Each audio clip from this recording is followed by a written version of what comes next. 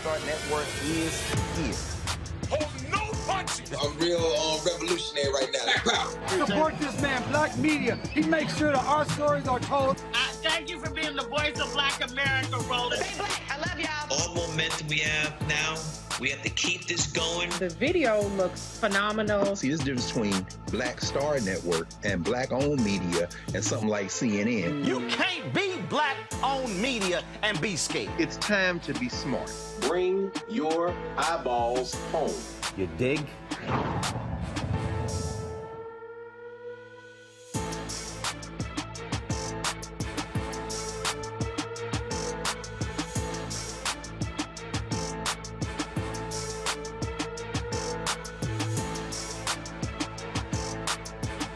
Today is Wednesday, February 9, 2022. Coming up on Roland Martin Unfiltered, streaming live on the Black Star Network. Once again, the right wing is pushing misinformation about something the Biden administration is doing. This time when it comes to drug harm reduction plans. We'll break down to you the truth about the program that's already in existence. In fact, they've been in existence since the early 1980s. We'll break down how Black media keeps falling for the lies. Also, check this out, folks. A Black doctor gets a check. She goes to deposit the check, but the bank refuses to take it. The bank thinks the check is for $16,000. The $16,000 check is fake. Well, now she's suing them. She and her attorneys will join us tonight on the show. A Black swimmer in Wisconsin is disqualified for wearing a Black Lives Matter swimsuit. What they got to do with swimming? In Minnesota, they will pay journalists who were mistreated during the 2020 protest, and also students have been walking out of classes to protest the killing of another Black man there. In Colorado, they will be paying a Black man's family almost $3 million for his death at the hands of police. In today's Tech Talk, it's an app that will direct you to all of the Black restaurants near you. The founder of EatOkra is here to tell us about it. It's time to bring the funk on Roland Martin Unfiltered on the Black Star Network. Let's go. He's got it. Whatever the miss, he's on it. Whatever it is, he's got the scoop, the fact, the find. And when it breaks, he's right on time and it's rolling. Best believe he's knowing. Putting it down from sports to news to politics. With entertainment just for kicks, he's rolling.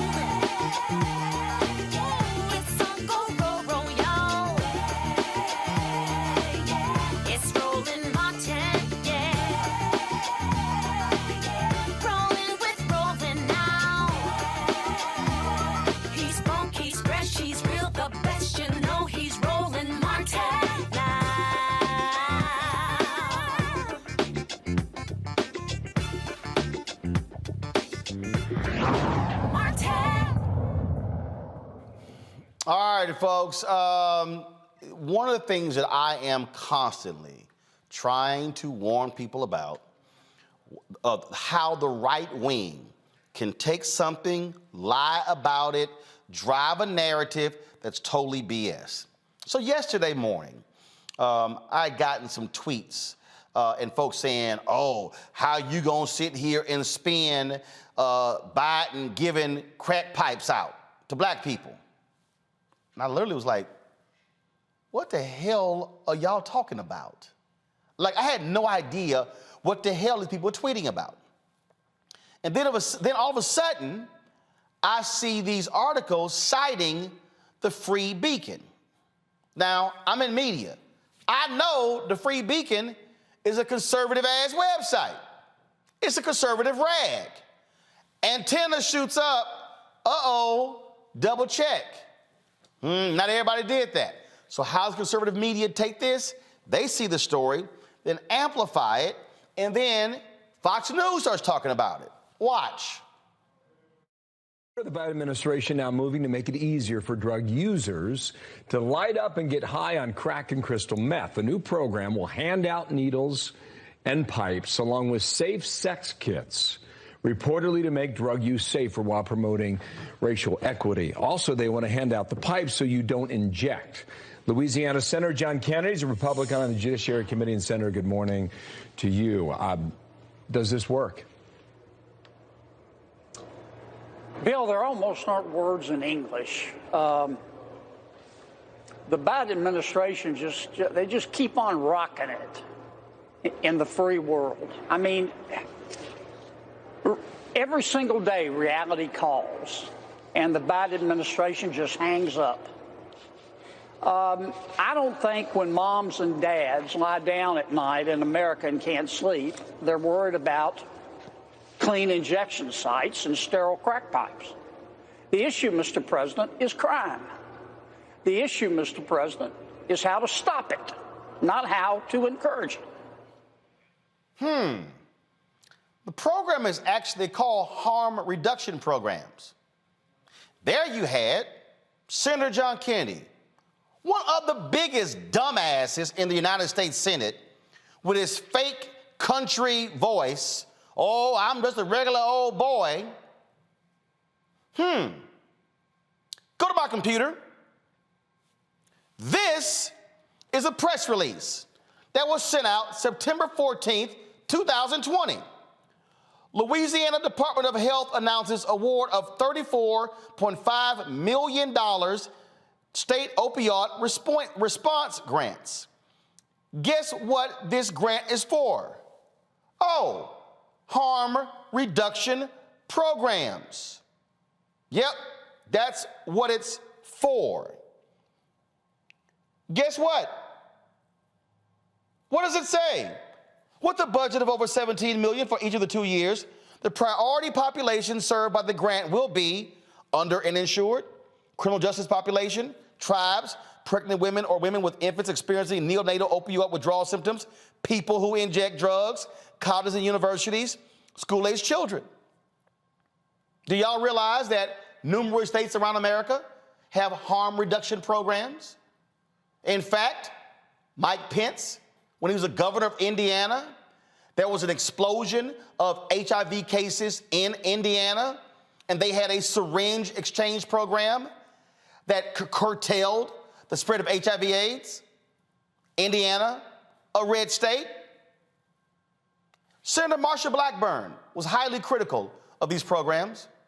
Do y'all know that Tennessee has a harm reduction programs? Then, of course, you got this idiot, Senator Marco Rubio, who put out this video because he was just, oh my God, just appalled by these programs. Watch this fool. The Biden administration is going to be sending crack pipes and meth pipes targeting minority communities in this country, underserved communities. I know that sounds insane. I know that sounds too crazy to be true. They confirmed it yesterday. They call them smoking kits, and they say it's about equity, but they have in essence confirmed that they're going to be mailing and sending pipes that can be used to smoke crack and meth to underserved communities in America. This is insanity.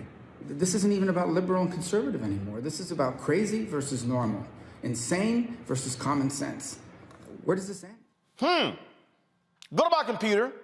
Here's an article for 2019. Governor Ron DeSantis signs legislation authorizing needle exchange programs in Florida. That's a harm reduction program. Yep, sure is.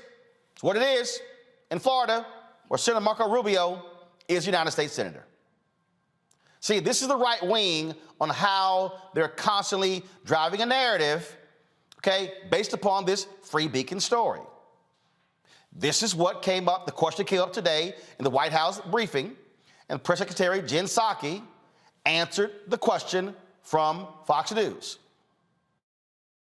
Thanks, Jen. HHS just put out a statement clarifying around some reports that crack pipes are not going to be part of the safe smoking kits that are funded by the administration. But can you clarify for us, were they never a part of the kit, or were they removed in response to this reporting and this pushback? They were never part of the kit. It was inaccurate reporting, and we wanted to put out information to make that clear. What is in the safe smoking kit? A safe smoking kit may contain alcohol swabs, lip balm, other materials to promote hygiene and reduce the transmission of diseases like HIV and hepatitis. I would note that what we're really talking about here is steps that we're taking as a federal government to address the opioid epidemic, which is killing tens of thousands, if not more, Americans every single day, week, month of the year.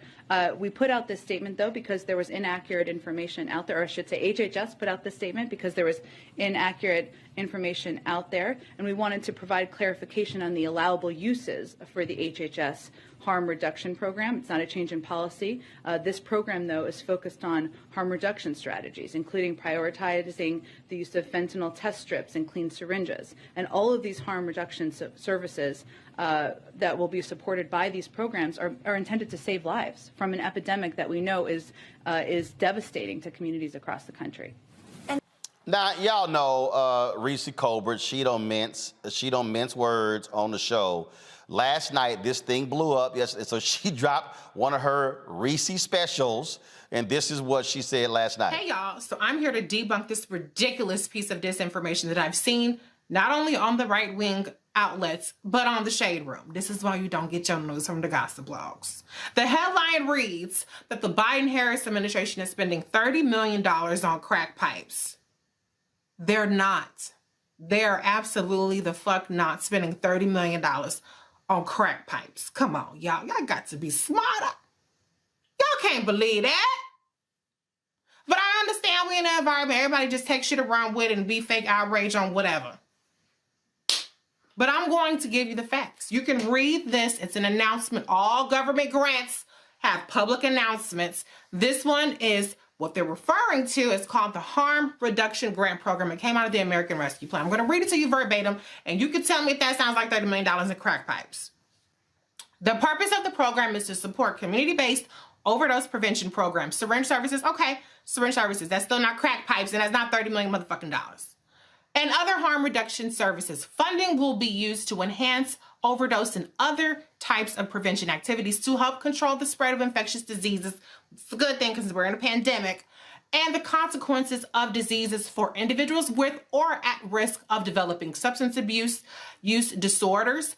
Support distribution of FDA-approved overdose reversal medications to individuals at risk of overdose, build connections for individuals at risk for or with SUD, for overdose education, counseling, and health education, refer individuals to treatment for infectious diseases such as HIV, sexually transmitted infections, and viral hepatitis, and encourage such individuals to take steps to reduce the negative personal and public health impacts of substance use or misuse. Where did you see crack at?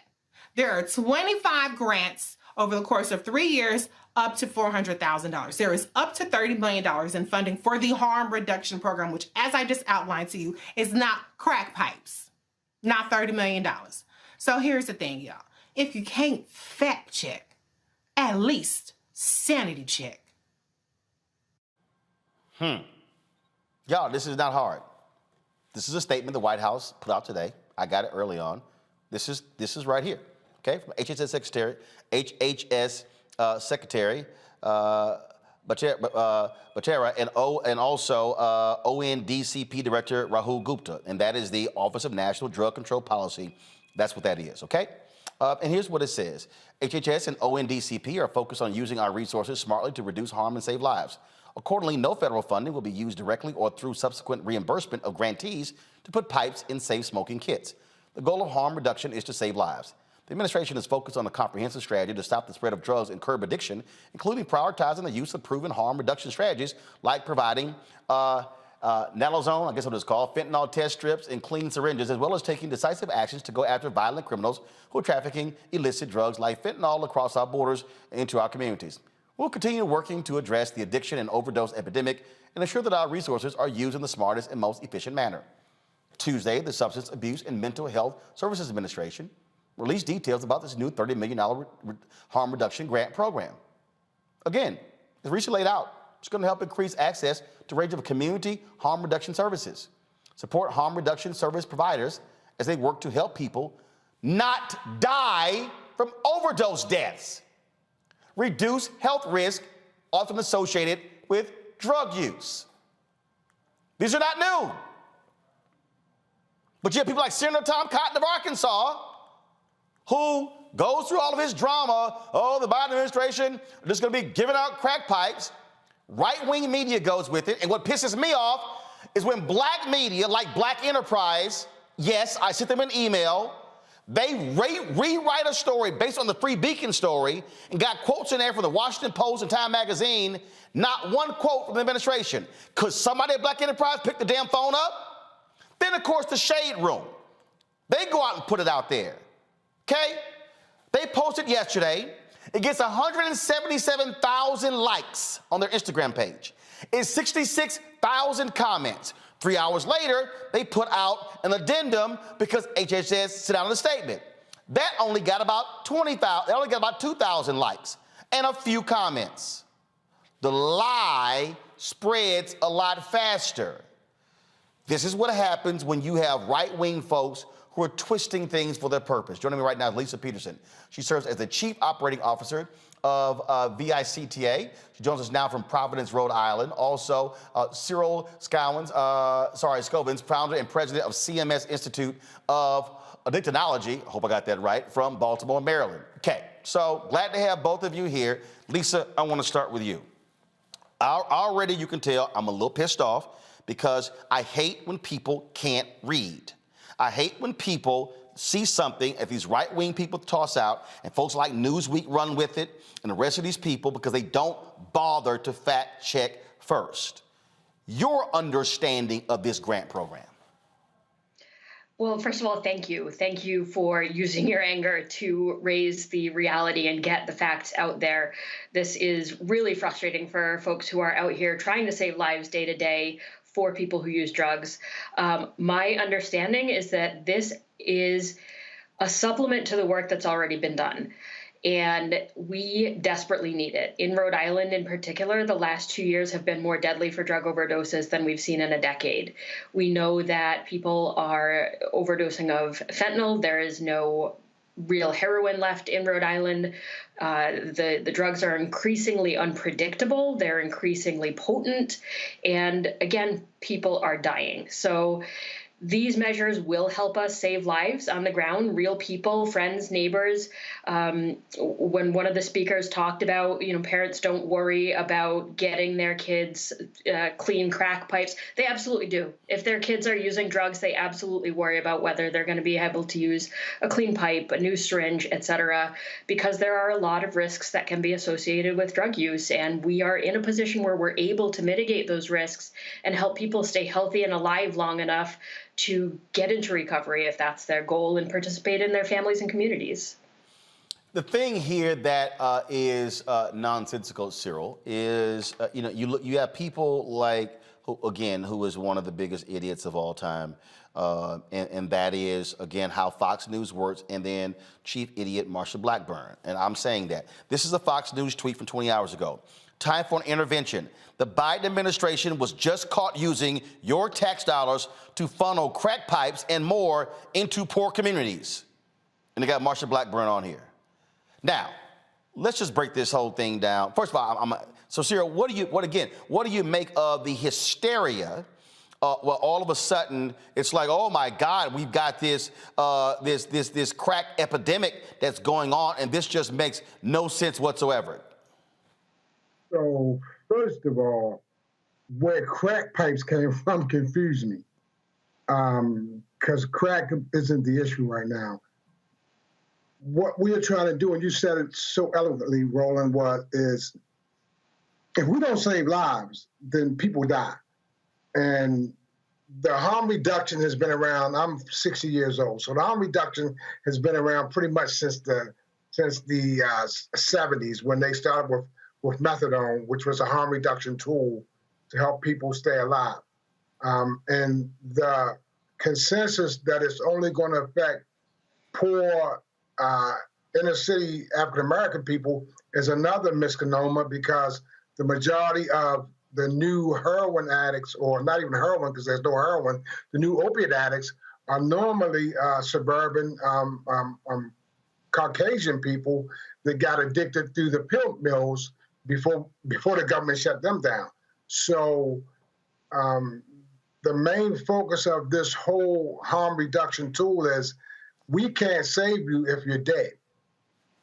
So there is no mysterious crack pipes going to filter through the community. That's just what we use as shock to try to scare people. But what should be really scary is the amount of deaths that continue year after year from overdoses that will rival what's been going on with the pandemic. Lisa, here's a tweet. And again, I'm walking through this because I need people to understand why you can't listen to certain people, certain outlets, because their goal is to deliberately lie. Here's again, one of the biggest idiots in the United States Senate, Senator Marsha Blackburn of Tennessee. This is her tweet. While the Biden administration is busy filling vending machines with drug paraphernalia, Tennesseans want to see inflation halted, our southern border secured, and crime stopped. So let me just go ahead and just play this video. So listen to this. Weekend in Tennessee this weekend, heard a lot from Tennesseans about the price at the pump, the price at the grocery store, how inflation is impacting them. The other issue that kept coming up in all sorts of conversations, the southern border and how concerned we are that it is porous. People are coming into communities, drugs, human trafficking, sex trafficking, gangs. A lot of that leads to crime in the streets. These are issues we're watching this week. Really? Okay. So, Lisa, here's what I find to be real interesting, because it's not hard to look it up. If you type Tennessee Harm Reduction Program, you're going to come across this. This is a link to the Department of Mental Health and Substance Abuse Services for the state of Tennessee. And what does it say right here? Regional overdose prevention specialists are located throughout the state of Tennessee as a point of contact for training and education on opioid overdose and for overdose prevention through the distribution of, I guess, naloxone, is that how it's pronounced? Naloxone. Naloxone, okay? From October 2017 through June 2021, the ROP has distributed more than 206,000 units of naloxone, and documented at least 26,000 lives saved because of the distribution. This is called a harm reduction program in Tennessee. Lisa, go ahead. Absolutely. And we've seen that. Again, I can only speak to my specialty, which is the state of Rhode Island, but we heard similar arguments about widespread distribution of naloxone, which we've been doing for over a decade now. Rhode Island's always had higher rates of substance use than much of the country. And fortunately, we've tried to do more innovative things as a result. But when there was issued a statewide prescription by one of our local physicians so that any Rhode Islander can walk into a pharmacy and get naloxone, no questions asked, there was a lot of similar outrage that this was encouraging use. And we like to say the only thing that naloxone enables is breathing. So that's where we started. And each of these, fears and discriminatory reactions are really interfering with what we know to be evidence-based interventions and an appropriate way to respond to a public health emergency that's only gotten worse with COVID. And when we talk about, and Cyril, to that point, I need people to understand, these are, these reduction programs, this is established public health policy in the United States. This did not start with the Biden administration. It was in place when Trump was there. It was in place when Obama was there. It was in place when Bush was there. It was in place when Clinton was there. It was in place when the other Bush was there. It was in place when Reagan was there. These programs go back to the late 70s, early 80s. Yes. These aren't new programs. Because addiction's not new, we have been trying to save people for decades. And it's just that the drug has changed. We went from heroin to now fentanyl, which, if they don't understand this, it takes, if a heroin addict was back in the 70s and 80s, the heroin addict was the overdose, we might have to give him one dose of naloxone to bring him back. With the fentanyl addicts, we're having to give them 5 doses. Wow. And if they don't go to the hospital right away, when the naloxone wears off, they will experience the same overdose again. That's what we're up against, and that's what we're fighting against. So what I'm telling you is, a gentleman overdoses at 5 o'clock. We give him 3, 4, 5 naloxone. He doesn't go in the ambulance to the hospital. He walks down the street, the naloxone wears off. He experiences the same overdose again. And we run right back to him, and we give him 2, 3 more naloxones. He gets him back breathing. He doesn't go to the hospital, and he could experience the same overdose again from the original fentanyl. So this is what we're dealing with, not heroin. We're dealing with a drug now that is consuming more of our resources to keep a person alive. And so along with the harm reduction, we have to provide them with 24-hour treatment, so those who want treatment can have treatment on demand, which is not prevalent in America right now. It's only prevalent in European countries. In America, treatment is still done from 9 to 5.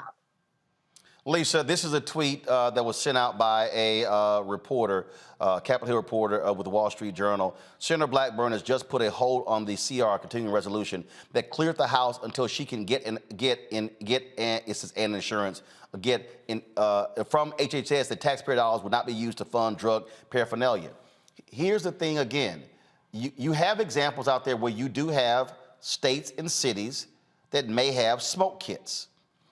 Now, what people don't understand about this, we also have cities that are saying, can you create safe spaces for people to use drugs in a way where they're not dying in alleys or on the streets? Now, that may sound crazy to some people. You're encouraging drug use.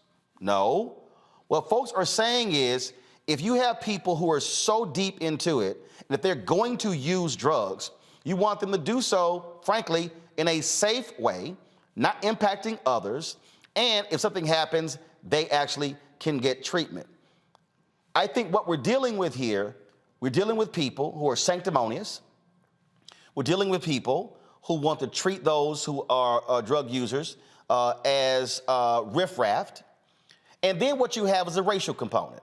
So by Republicans trying to center on crack pipes, and when they said racial equity, what the Biden grant said is that groups that serve underserved communities are going to have an upper hand because they're also talking about communities where you also have impact. So they put the two together. Biden, crack pipes, racial equity, and then black folks ran with it, and now you're trying to control the lie because it was all designed to create the very hype that we're having to deal with right now. I'm really glad you introduced the safe consumption site conversation. Actually, Rhode Island last year became the first state in the U.S. to authorize through state legislation the development and implementation of harm reduction centers, which will include a safe consumption component. And when we were developing the regulations for this, which are now live, and there's a lot of work being done to get providers set up and able to start saving lives in this way, we really had a racial equity lens. Realistically, we all know the reason that the overdose crisis is getting so much attention and so much funding is because it was creeping into white suburbs. The overdose crisis was people who accidentally got addicted to opioids through medications, et cetera, and that was a more palatable face. And the reality is we can't leave folks behind who are using other drugs, and that's why I think it's important to have the conversation about safer smoking, safer crack consumption. And that's an important component of safe consumption. So there will be both places where you can safely inject, as well as a space where you can safely smoke. And that will include clean pipes. That will include clean syringes, as well as all the other things that the Biden administration is getting out into communities. So I think it's really important that we don't pigeonhole ourselves and think of the overdose crisis as one thing, because it's not, and it never has been. And Black folks in Rhode Island are dying at disproportionate rates of overdose. And every one of them is preventable if we have the political will, frankly, and the funding to support the work that is happening out here. Lisa, Cyril, we appreciate both of you, the work that you're doing. Thanks for joining us to unpack this because it's really important for people to actually get facts as opposed to listen to the crazed hysteria out there. Thank you so much. Thanks a bunch. Folks, last year, the U.S. reached a grave milestone, recording over 100,000 overdose deaths over a 12-month period for the first time ever in the black community.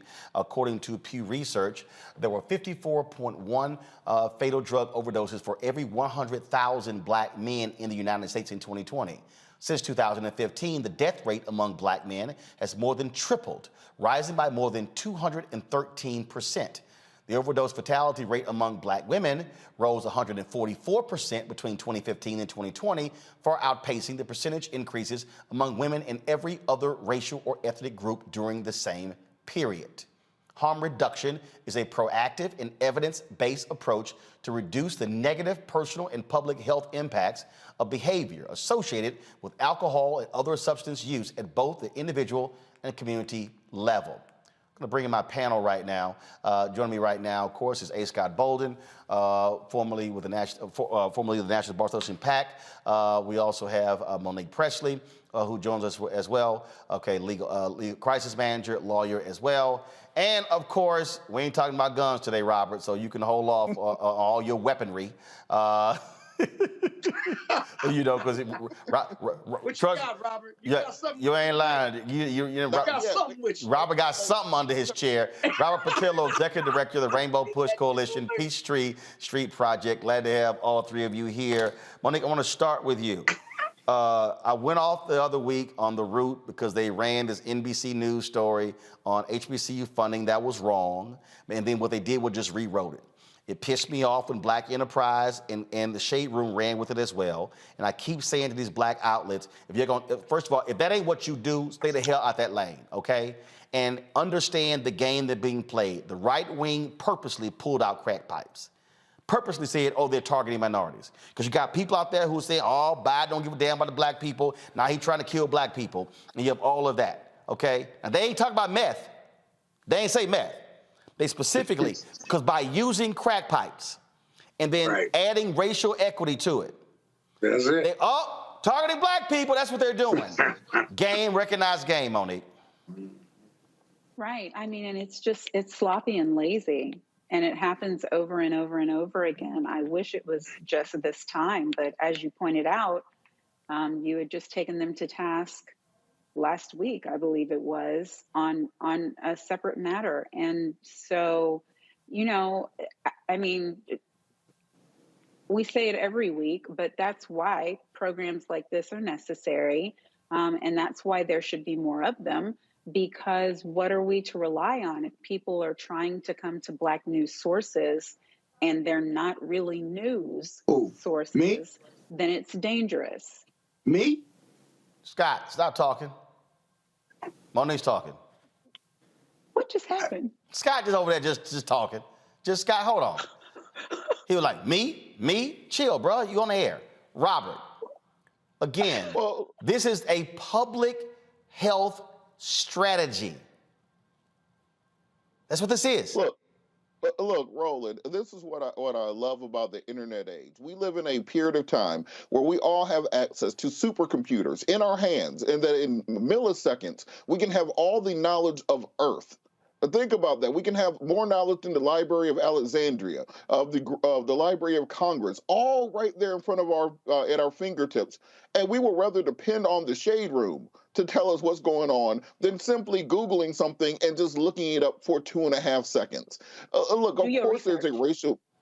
Yes, of course there's a racial component to this. Nowhere in it does it say the word crack pipe. But the reason right-wing media made it about crack pipes is that immediately evokes those images from the 80s, black crackheads laying on the street corner, sucking up government money, while welfare queens ride around in their Cadillacs. That's what they're talking about. Because when it's Brenda and her addiction to Xanax or something like that, well, that's an opioid crisis. When it's little Tyler who accidentally got hooked on painkillers, oh, well, we have to do something to ameliorate those issues, and we have to come together as a community to help them. But if you make it about black crackheads, all of a sudden that means that they just need to lay there and die. They don't need any help. They don't need any assistance. They don't need any programs. They are leeches on the federal government, and we have to stop this from taking place. We got to, and black media has to understand this. Don't just run with the sensational headlines to get clicks, because you are playing into that exact same right-wing gangs. The Shade Room and all these other magazines that ran with this story are becoming tools of white supremacy. They are tools of COINTELPRO.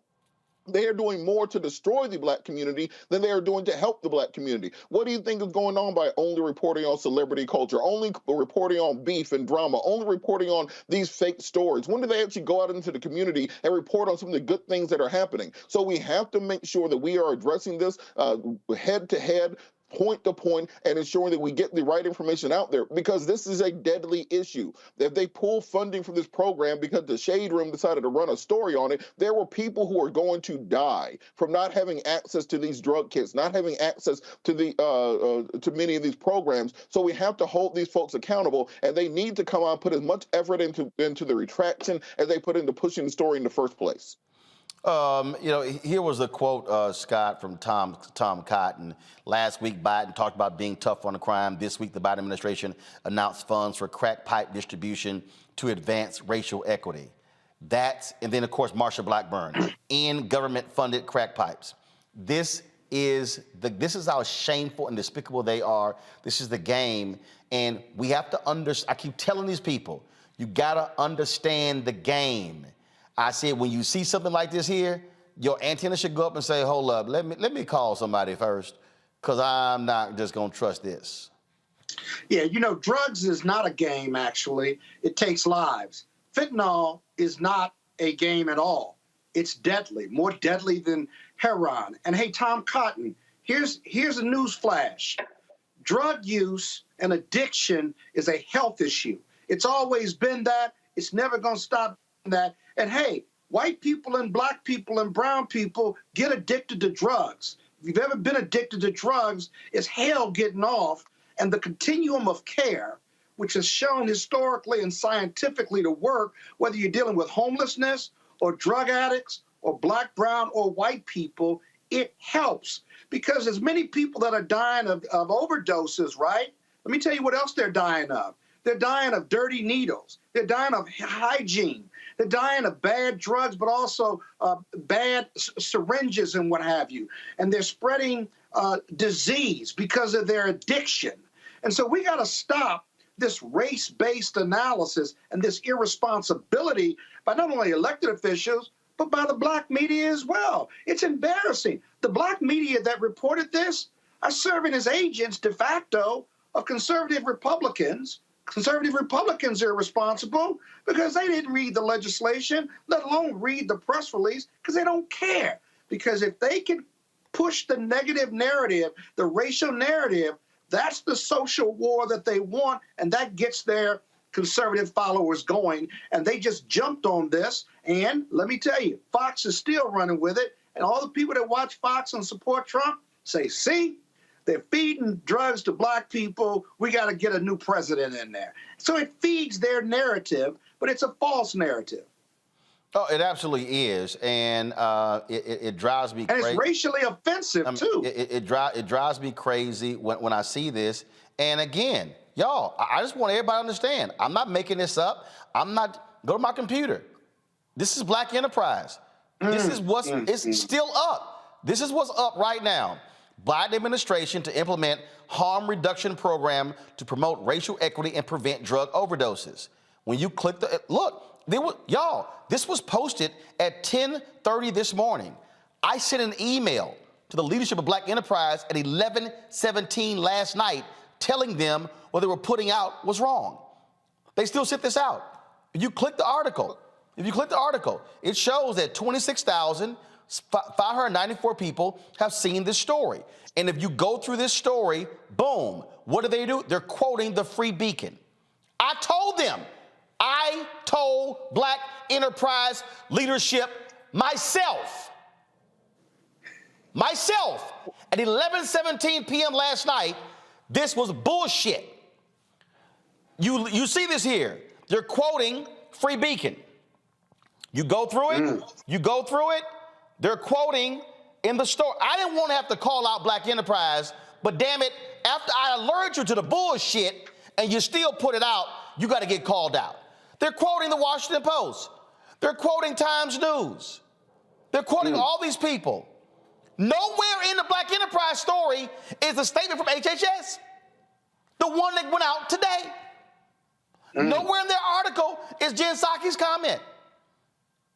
So now the Shade Room, to their credit, that bullshit they put on Instagram, they took down because they got ripped for it. Now what's still up is the quote corrected one should take that one down as well because it really isn't right as well. Joining me now is Tracy Gardner, Senior Vice President of Policy Advocacy for the Legal Action Center from New York. So obviously, Tracy, I'm pissed. And I'm not pissed because this is what people, oh man, you trying to protect Biden. No, I'm angry because there are people who look like us and people who look like Lisa, who's white, and people who who are Latino, who are Native American, who are dying because of drugs, and assholes like Senator Tom Cotton going out there saying, we need to be putting people in prison, because his belief is we have too few people in prison, which is why he opposed the First Step Act. And what we're dealing with, again, are Republicans trying to sow the seeds of discontent among black folks. See, Biden tried to give y'all crack. Y'all want reparations? He gave y'all crack pipes. That's what they're purposely doing. Exactly. Roland, this is not this country's first opioid epidemic, right? Nope.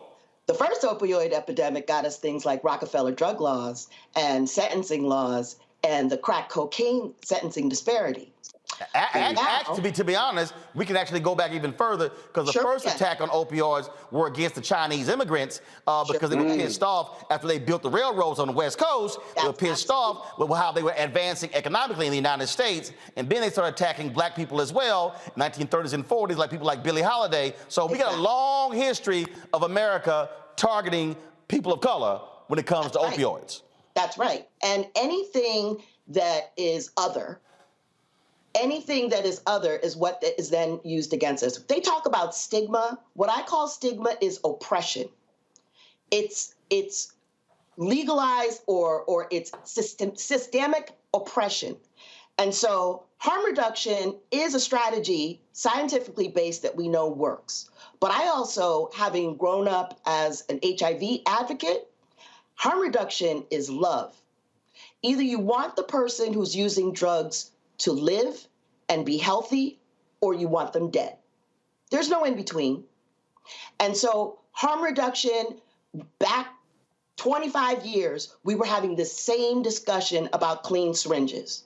Now that's not a problem because we recognize that opioids are injected by everybody, including white people. So clean syringes will also be supported by the government as they should be. But this red herring, this dog whistle about crack stems is exactly what you called it. And that Black media in particular has a responsibility to give the correct information to Black communities who are dying in higher numbers than anyone else. This is not just about Becky struggling with Xanax or pill prescription addiction. This is about the decimation of Black communities and then our complicit silence. Now, if this whole program gets completely thrown away because of this dog whistle, as someone said earlier in your program, we will be the ones to die because we are the ones dying now. Now, let me just say, whether it's a clean syringe, whether it's a clean pipe, whether it's a condom, you can go into CVS or Walmart and buy condoms because we know people are going to have sex and we want them to do it safely. We know that people are going to drink, so we have safe consumption sites for them. They're called bars. And the issue about fentanyl, we're not talking about, and we don't use the word drug addict. I am a co-founder of the Black Harm Reduction Network, and we are a collective trying to change the language and the talk around the impact of drug policies and the war on drugs on Black people. But you can walk in to any bar and get unpoisoned alcohol, right? And that is really what we're talking about, is being real about the fact that people will do what they're going to do and they deserve to live. You don't have to like what they do, but you don't consign them to death. And that's what harm reduction is fundamentally about. You can survive drug addiction, but you can't survive the other blood-borne diseases that come when you are not using clean supplies. I'm going to show a couple of things here. First, this is from a piece on salon.com. This is where the crack pipe thing came from. From the grant, it said, as one of the 20 harm reduction activities in Biden's plan, HHS would provide, quote, safe smoking kits, which might include rubber mouthpieces for glass pipes to prevent injuries, as the fact-check site Snopes has noted. It's this relatively minor provision within a much larger program that provoked conservatives into spinning Biden's entire plan as a massive crack pipe giveaway. To be even clearer, no actual crack pipes will be given away, and the rubber mouthpieces are on one small piece of a plan intended to save lives and reduce the public health consequences of drug addiction. Exactly. Tracy, I made this earlier. This is what I said earlier, because people need to understand when you talked about harm reduction. This is a story from NPR, June 3rd, 2021.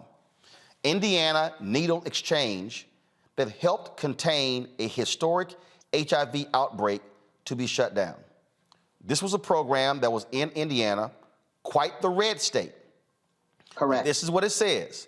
In 2015, Indiana's rural Scott County found itself in the national spotlight when intravenous drug use and sharing needles led to an outbreak of HIV. Mike Pence, who was Indiana's governor at the time, approved the state's first syringe exchange program in the small manufacturing community 30 miles north of Louisville as part of an emergency measure. But this is what he said. I will tell you that I do not support needle exchange as anti-drug policy, but this is a public health emergency.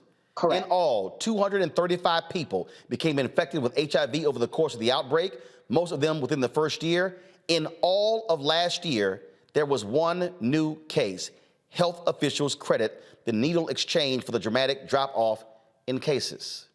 That's right. And a lot of conservatives were outraged over syringe exchange programs.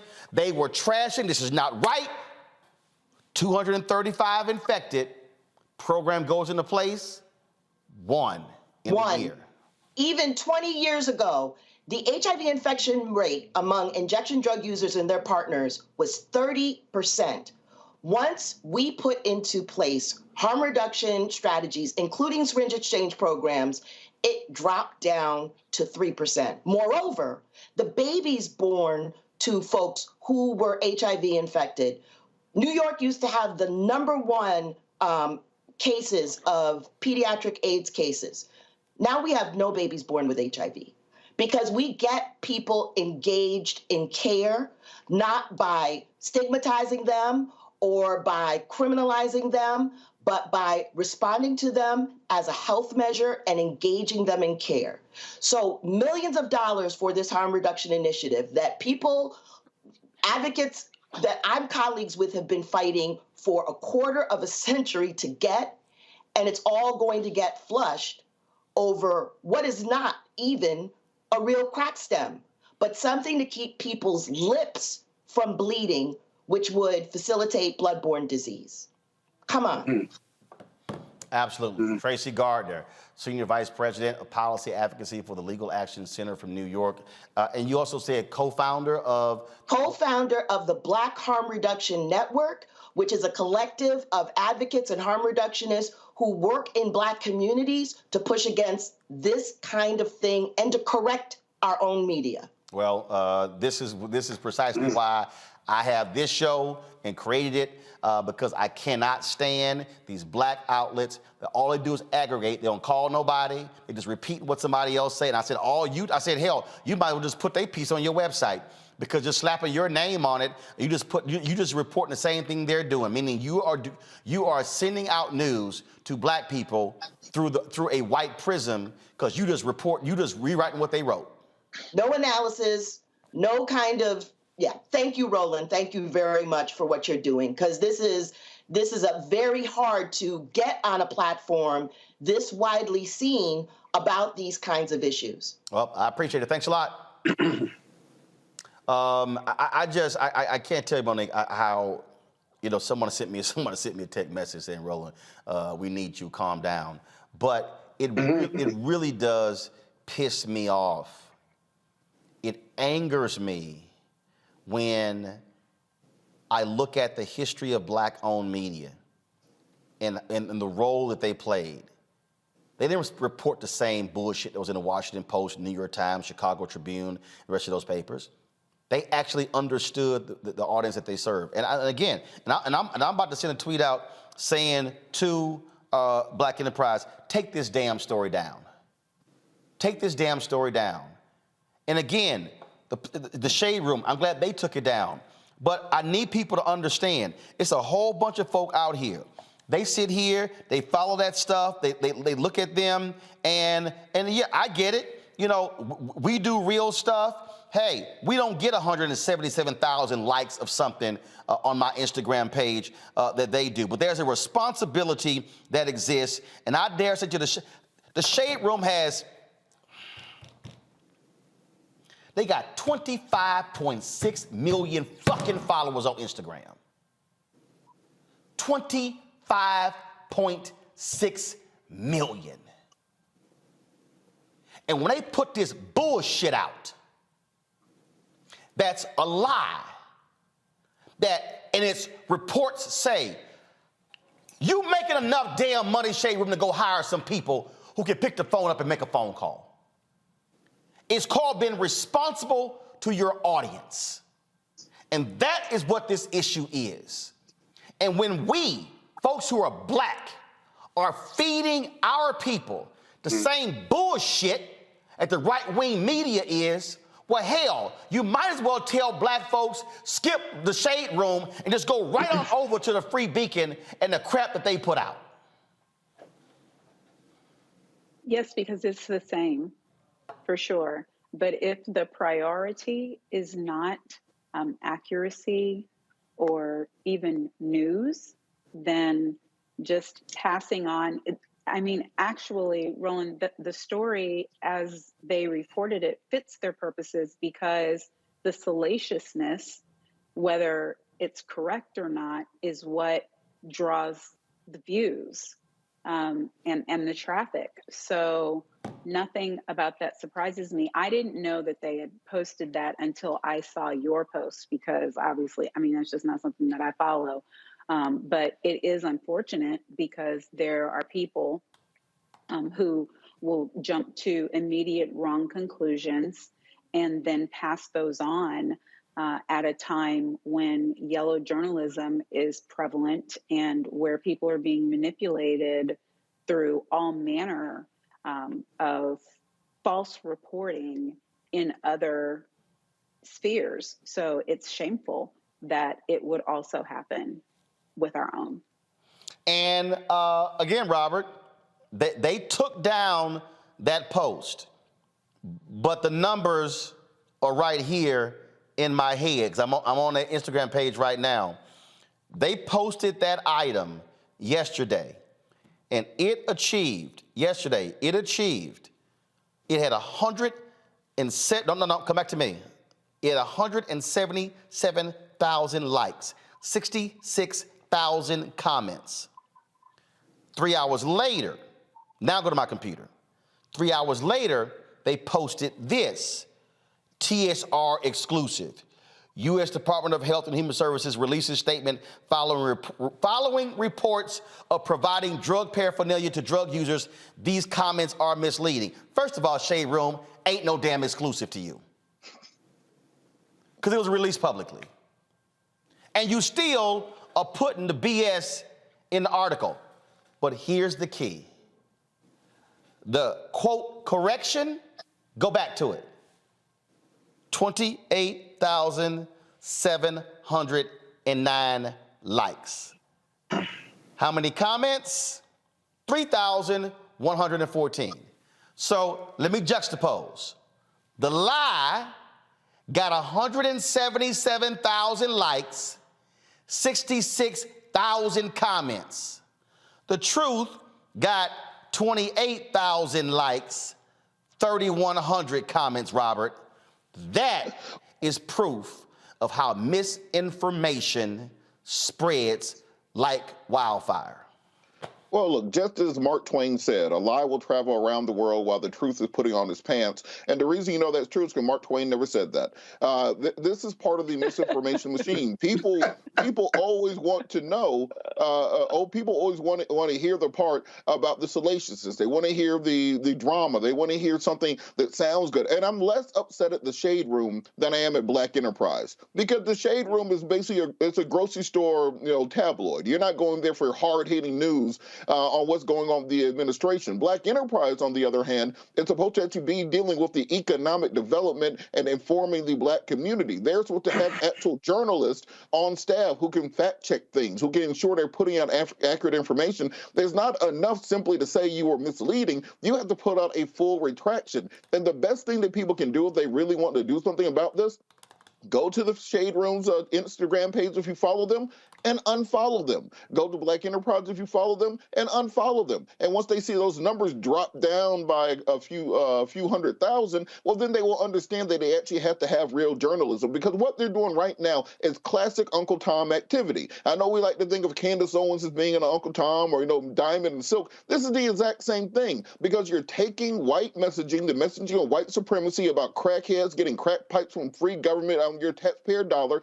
You are taking that and repackaging it and selling it back to Black people as a way to influence them to submit to white supremacy. So when you're doing Uncle Tom activity, then I have no reason to support you in what you're doing going forward, because as we said, if these programs go away, Black people will die. It's not going to affect Timmy, who's addicted to painkillers. Yeah. It's not going to affect Barbara in the suburbs, who's addicted to Xanax. It's going to affect our families. It's going to affect our communities. It's going to kill Black people. And I see no difference between what they're doing and those people who told on us when we try to run away, because they are so invested in getting the economic benefits that come with their proximity to white supremacy that they have forgotten about their duty to their own people. Y'all can go to my computer. Y'all heard me typing. I'm sending this right now. And I'm saying it. Hey, Black Enterprise, y'all need to take this article down now. This is wrong. The whole article is based on shameful reporting from a right-wing rag. It doesn't contain today's info from HHS and the White House. We should never repeat right-wing BS. Send. Scott, final comment before I go to break. Yeah, what's most disturbing, everybody's right. I don't think anybody's going to disagree. I guess what disturbs me most is the recklessness, and just, if you get a story like that, and I'm not a journalist, I'd question it and say, let me do my research, or let me backtrack and see where this is coming from, much like you did. And it's disturbing that Black Enterprise and the Shade Room didn't even do that. They just kind of went with it. But I guess it begs a question, Roland. When you have a conversation with Black Enterprise or the Shade Room, right, what do you expect their response to be? Either we screwed up, or they'll defend themselves. What do you think? Here's the deal. First of all, Black Enterprise never responded to my email. Mm-hmm. That's first. But I'll tell you, this happened before. The Washington Post did a story that essentially said that Tamika Mallory, Bob Bland, and Linda Sarsour were run out of the Women's March. Right. I remember that. News1.com and Blavity basically rewrote their story and then posted it with their bylines on their sites, and it looked like Blavity and News One Now was repeating the same thing. I saw the story. I knew it was a lie, because the Women's March, they could only serve 2 years on the board. Their terms were up. Right. They weren't run out. They weren't reelected, because they couldn't be reelected. There were term limits.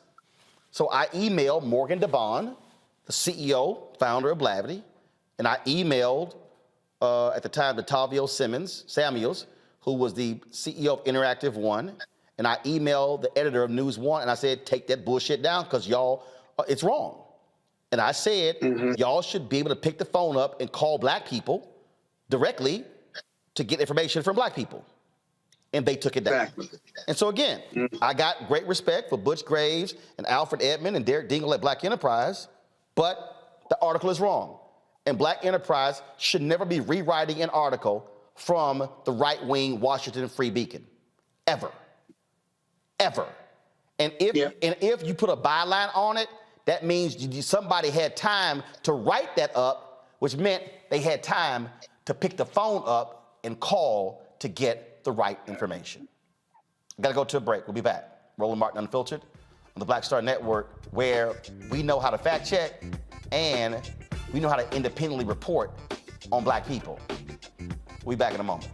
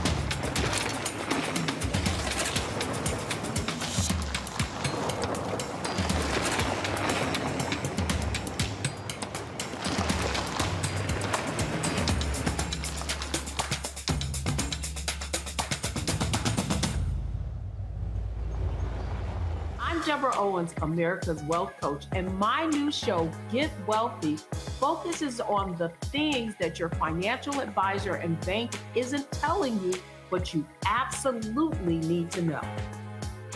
So watch Get Wealthy on the Black Star Network.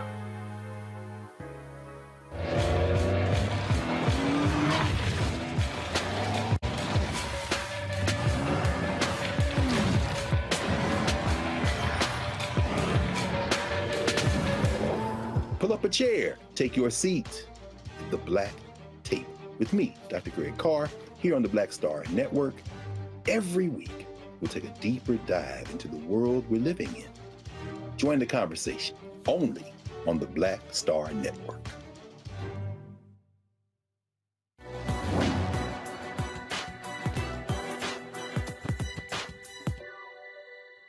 If I didn't define myself for myself, I would be crunched into other people's fantasies for me and eaten alive. Poet and author, Audre Lorde.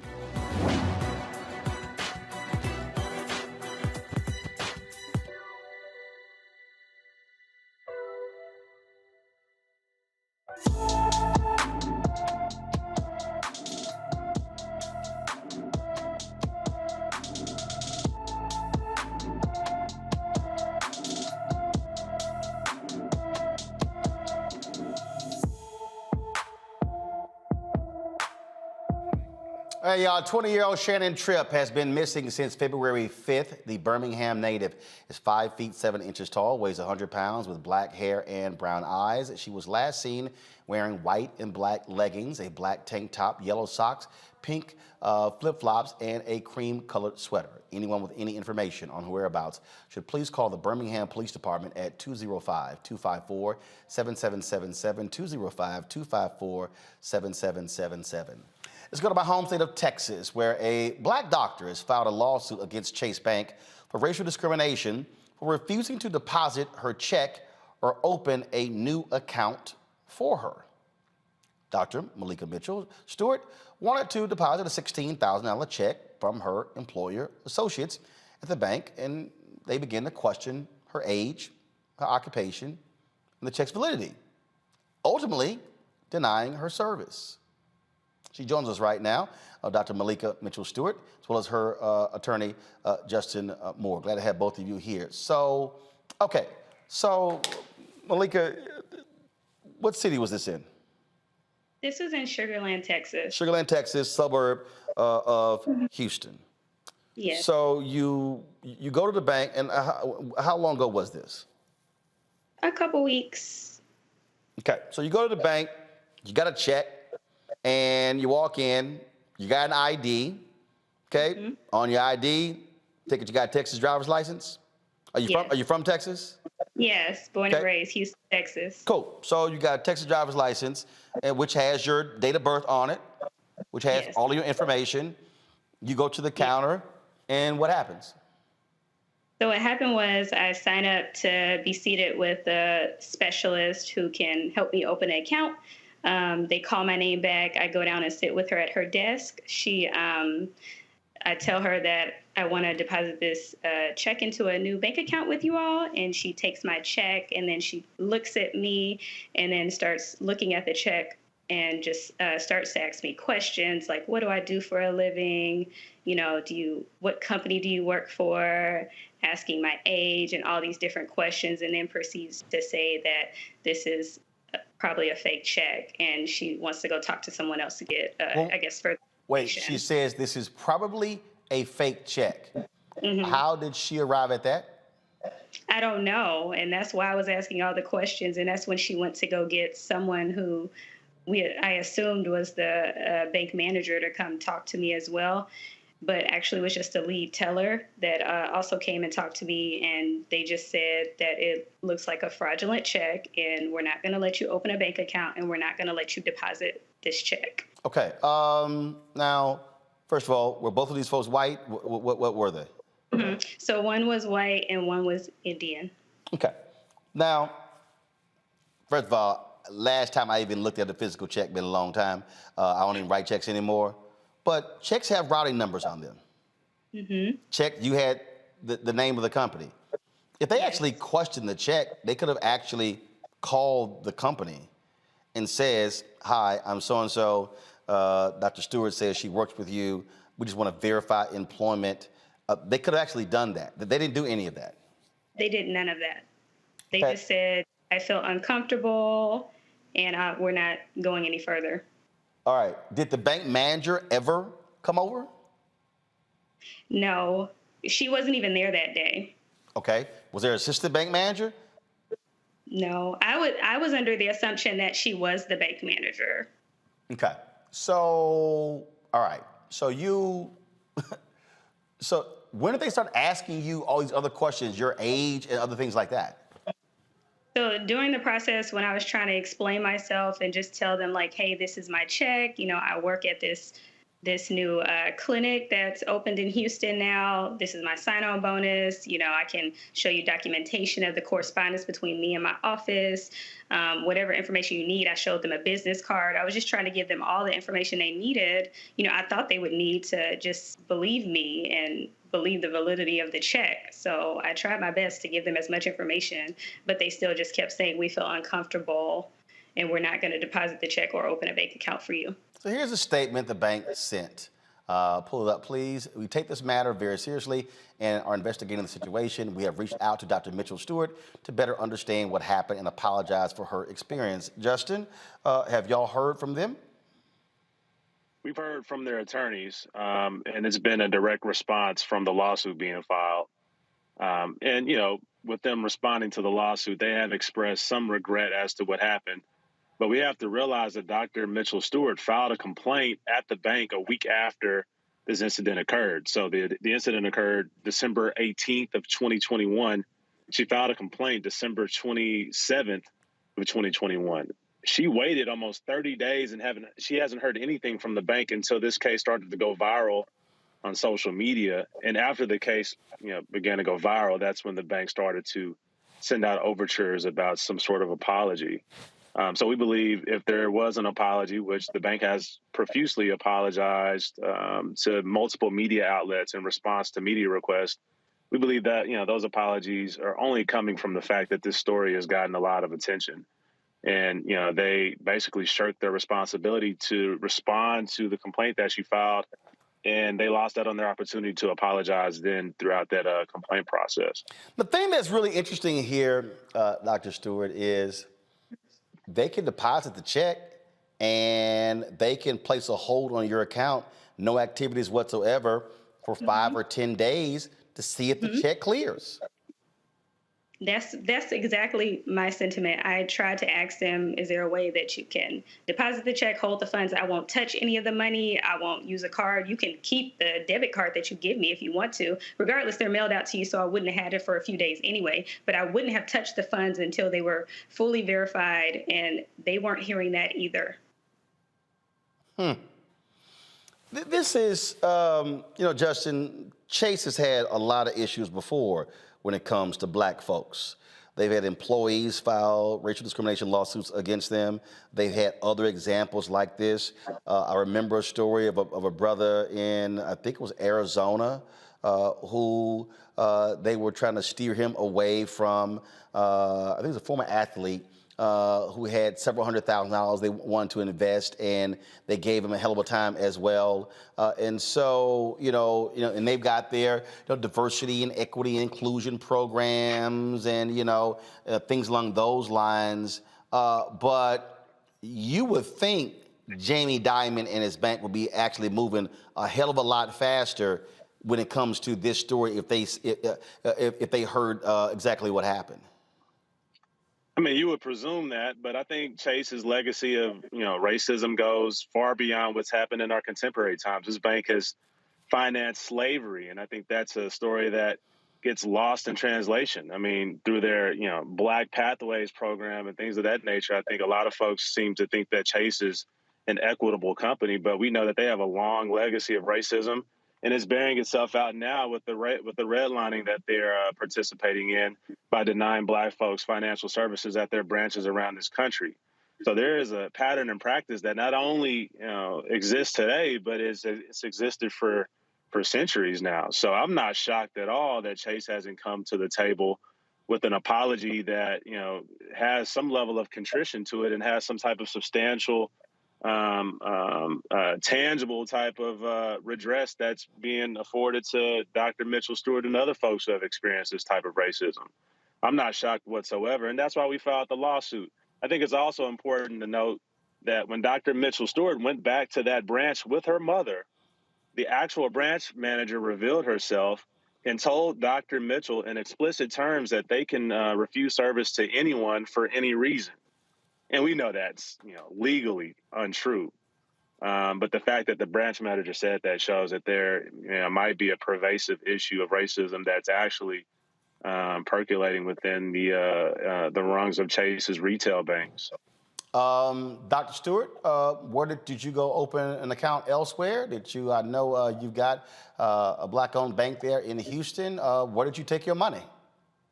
So, I had a previous account, so I had to end up just using my other bank account that I did have. A previous account with Chase or another bank? No, with another bank. I never had a bank account at Chase. I was trying to open a bank account at Chase. They're a well-known bank. They have multiple locations, easy access. That's what I was trying to do, but that didn't work out. Gotcha. Well, look, keep us up to date on this story and what happens next, and we'll also reach out to J.P. Morgan Chase. Matter of fact, I'm probably going to go ahead and tweet them and hit them on LinkedIn and Instagram as well, just to see how they respond. But they certainly need to answer a hell of a lot quicker to what happened to you here. We appreciate you, Dr. Stewart, and Justin Moore as well. Thank you for having us. Thank you. Thanks a bunch. I'm going to go to my panel here. Robert, I want to start with you. The reality is we can take our money where we want to take our money.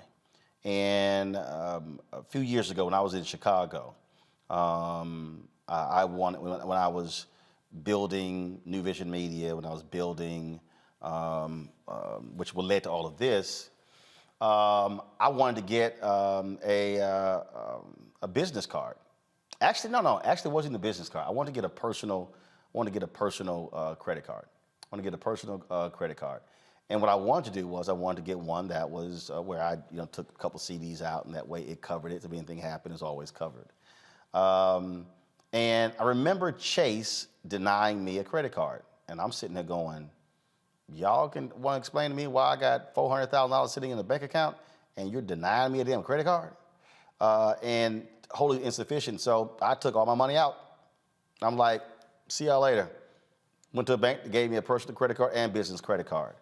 And we see these stories, but all the time. But for this branch to question her occupation, her age, to call her check fraudulent, and you don't even check, that's beyond foul.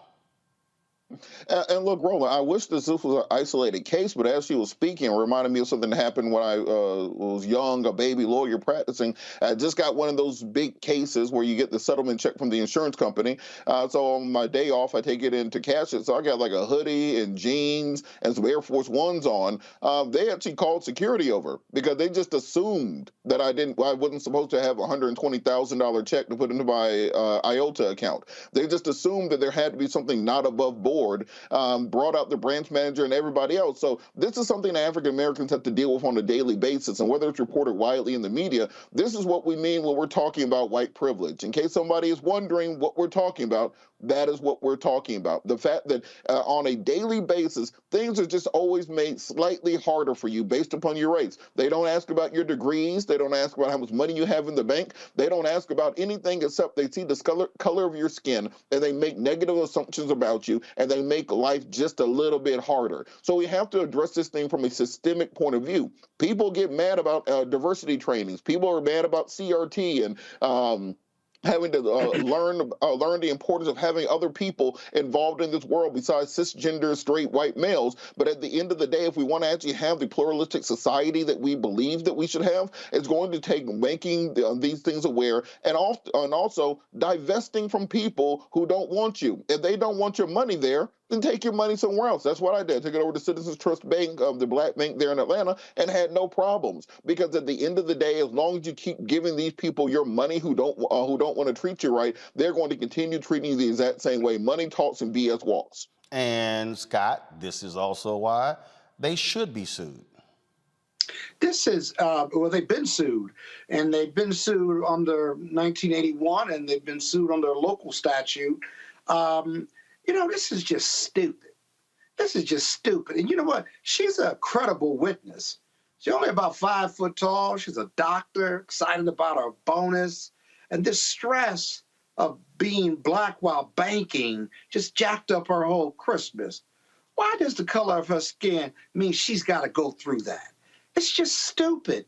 And so I don't know whether the case is going to settle or not, but just based on her appearance and based on her pedigree, you know, it just boggles the mind why those workers in that bank had the aptitude.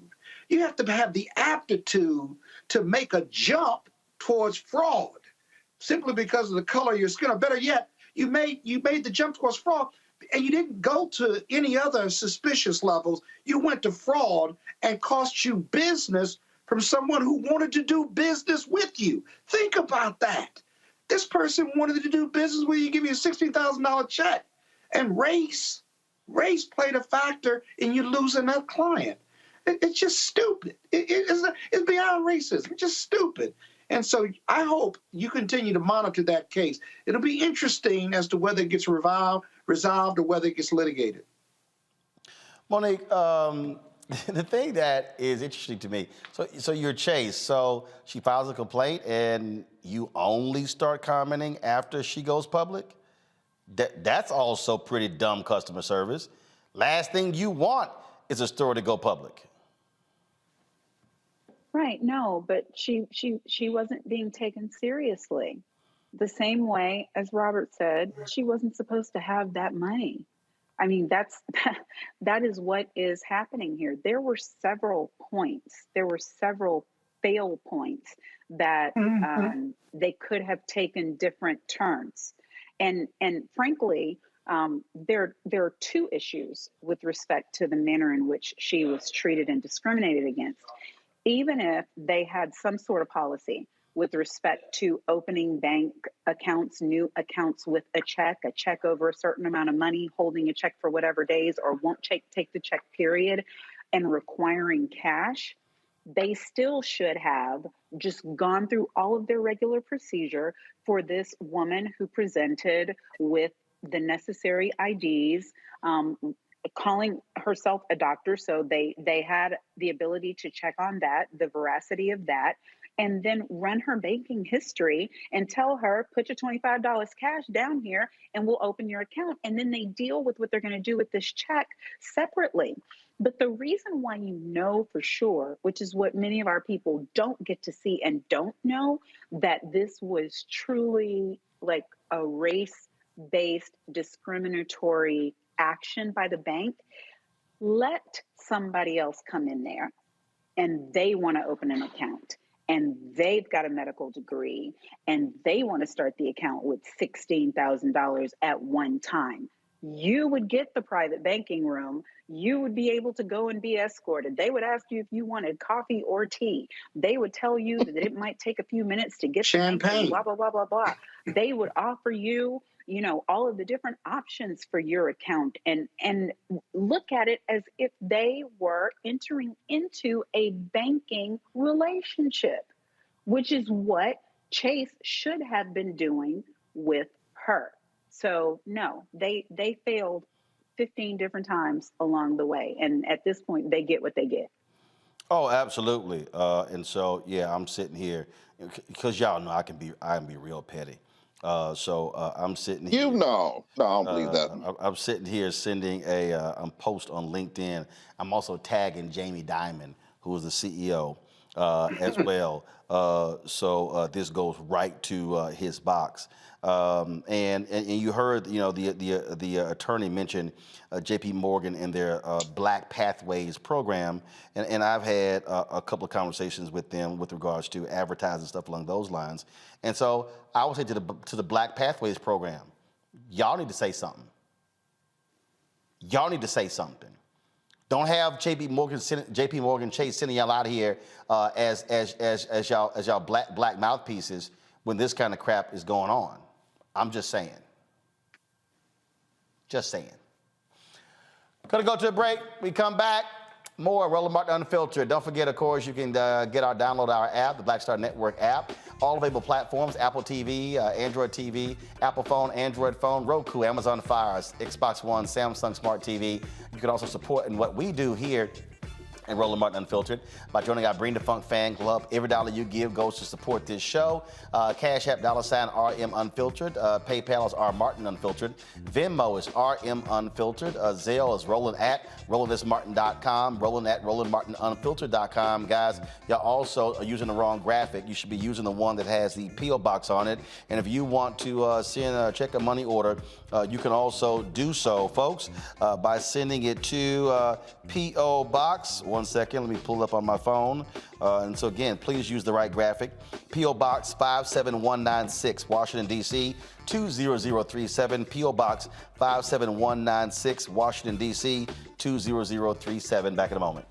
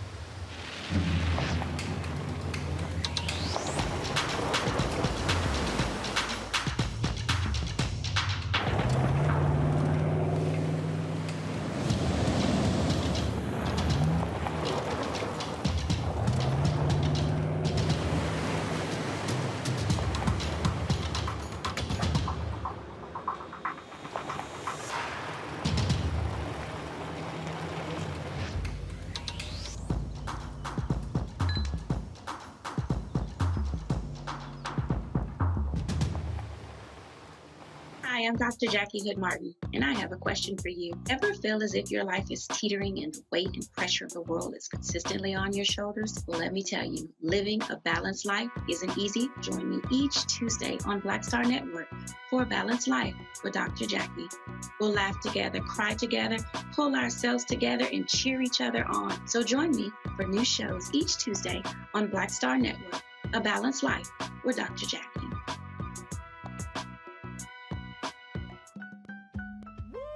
We're all impacted by the culture, whether we know it or not. From politics to music and entertainment, it's a huge part of our lives, and we're going to talk about it every day right here on The Culture with me, Faraji Muhammad, only on the Black Star Network.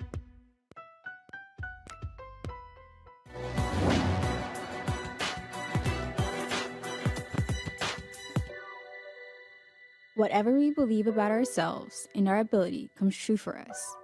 Journalist Susan L. Taylor.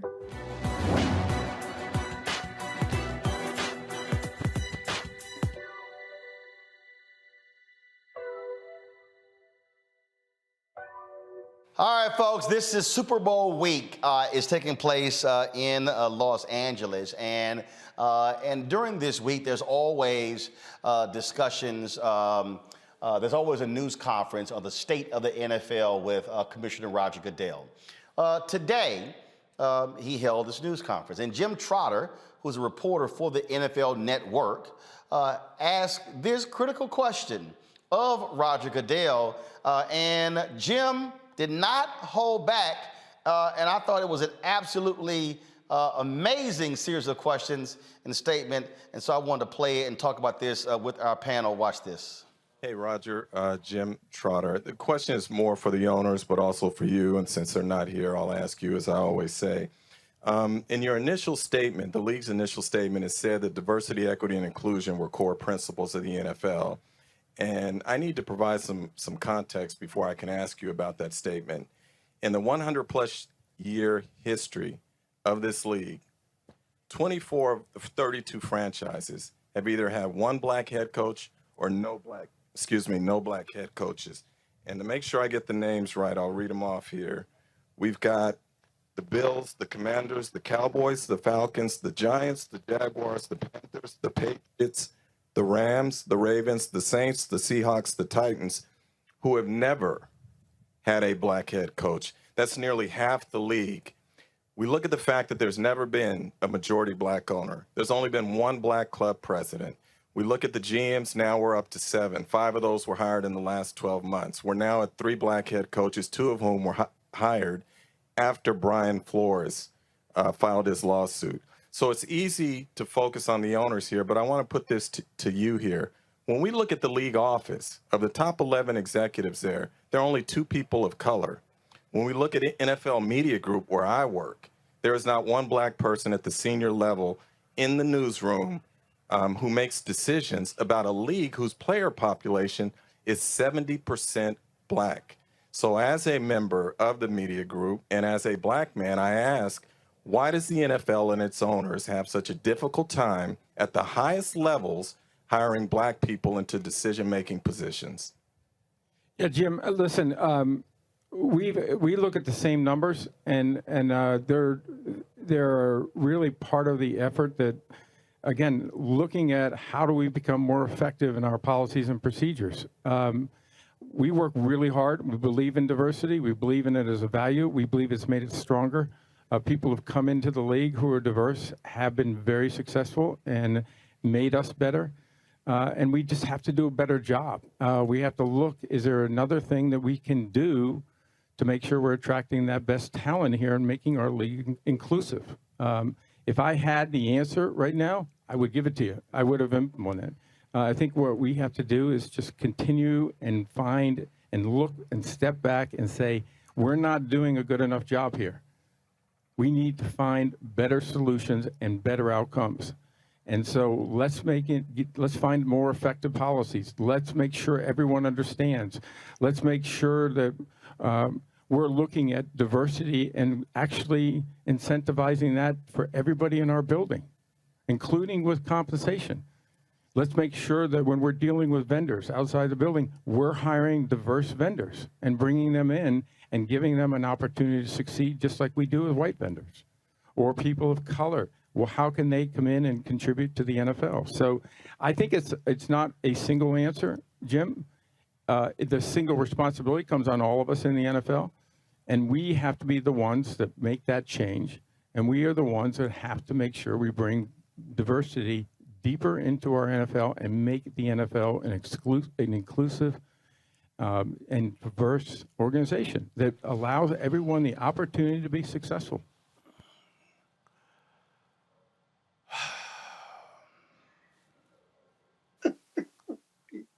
He's too funny. You know, Scott, if there's one phrase I can't stand is, well, we've got to do better. And if there was one thing that we could do and to make it happen, I would be doing it. How about this? Job opens, you hire somebody black. I mean, it's not that hard. I was I'm a 3-time board member of the National Association of Black Journalists. We met with the NFL Network more than a year ago. Galen Gordon at the time was there. He was vice president for talent. He's now at ABC. It ain't that hard to find black journalists. Roger, you can call us. We got a whole list, long list of folk who you can talk to, but y'all just don't want to do it. I'm like, man, come on, just don't go ahead. Okay. So, you know what was amazing about the racism, diversity, and inclusion that we've been trying. The amazing thing is, whether it's the NFL, big law firms, accounting firms, media, whatever industry it is, I don't believe in how we do diversity anymore, and you shouldn't either. Because in 40 years of this multi-million-dollar, maybe billion-dollar industry, the numbers, at least in big law and perhaps other industries, just hasn't changed. Because it's not that hard to do, especially if you have a plethora of qualified people to lead organizations. You just have to do it. All the money the NFL and other industries spend on diversity, stop spending it. Invest it in making excellent employees and senior people, train them, invest in them, and make them outstanding contributors to your organization, and you will ensure that you have a diverse leadership in that organization, and it makes you a stronger organization, not because I'm black, but because I'm talented, I compete against everyone, and I'm as competent and extraordinary as a lawyer, and I just happen to be black. I'm not a great black lawyer because I compete against everyone else, right? Don't undercut my excellence. But people that don't look like you and me have a real problem. If you haven't been victimized by racism, right, and you don't look like me, you have a problem because you've never lived without privilege. And so your privilege blocks you from trying to give up something to somebody black or brown because you think somehow you earned that privilege and you're giving it to me by hiring me or promoting me. It's a false narrative. And so it's really not that hard. Just invest in people, make them great, give them every opportunity, inclusion, include them, not diversity, include them, right? And you'll have a diverse team. It's not that hard. You follow everything I just said. I've been in big law for 30 years, been in management for 10. It's not that hard. It just, look, Monique, it's like if I walk into the room and it's like, damn, everybody here dudes. We need to go hire some women. If you the one in charge, say the word. So Roger, stop bullshitting. Just do it. Monique, go ahead. Right. I mean, power concedes nothing without a demand. He's not doing anything surprising to me. They're not doing anything surprising to me. They're only going to do what they are forced into doing due to pressure. I mean, y'all not boycotting no more? I don't watch the NFL anymore. I haven't watched for years. I don't really understand if I can just apply my action items and my questions to a different area, which is us, because we're the only people we can control. Oh, you're right. That's we right. boycotted That's right. for one Jay-Z. man. That's right. Remember, Jay-Z said we were done with kneeling. I guess he's supposed to fix all that, huh? Well, no, but I mean, are y'all done? Are y'all done boycotting? This ain't about Jay-Z. No, actually, Actually, it was Actually, boycotting. It wasn't a real boycott, and that was part of the problem. That actually was part of the problem. But people were very vocal about not watching, and they watch now. No. Let me go back. Kaepernick did not get the job, and they watch now. No, let me go back. Monique. What they said they were not watching until it happened did not occur. All I am saying is, if we can boycott because of the offense of the one black player who stood out for social justice issues and for everything that meant, then we can boycott. And I'm not talking about boycotting the games or even the watching of the games, because the 70% of black folks who earn their living doing that deserve our support. It seems clear to me we ought to be boycotting the sponsors, because the sponsors are who make the money, and the money is what drives Roger Goodell. It's not hard. It is. It's all very simple, but it's not as simple as walk in and there's no black people at the table, so put one there. Well, hell, they don't want to. So where is the pressure? Because us sitting back and waiting for him to do it, ain't it? But I'm gonna say again, that this is, Robert, this was one of the things for me when it actually happened. Even that quote boycott, it wasn't a real boycott. It was a loose boycott. It wasn't organized. There was some organization. But I'm talking about, it was kind of like this area and this area. Part of successful boycotts are organized. There's a plan of action. There's a period where you are educating and you are enlightening and you're laying out what we're doing and you're escalating. Yes, there were moments where you had preachers who showed up outside of NFL stadiums taking a knee, things along those lines. And so, Monique is absolutely right. If you're going to target the NFL for its racial, its lack of diversity, it has to be an organized boycott. I keep telling folk, you go read Martin Depp's book on Operation Breadbasket. You've got to organize it. But it's also, people also got to also be a little smarter. I don't know if y'all saw Emmanuel Acho. Now, there's lots of I disagree with him.